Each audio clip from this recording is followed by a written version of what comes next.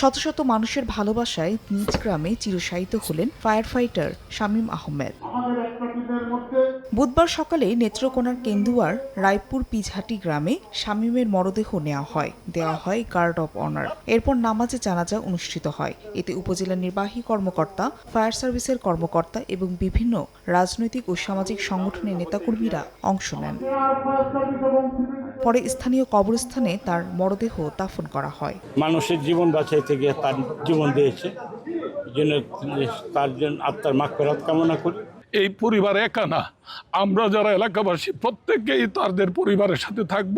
প্রশাসনের পক্ষ থেকে ফায়ার সার্ভিসের মাধ্যমে আমরা তাকে শ্রদ্ধাঞ্জলি দিয়েছি এবং গার্ড অফ অনার প্রদান করেছি।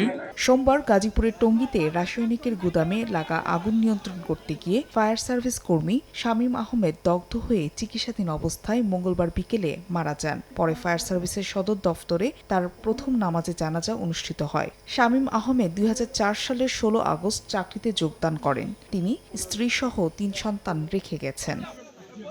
সময় সংবাদ, নেত্রকোনা।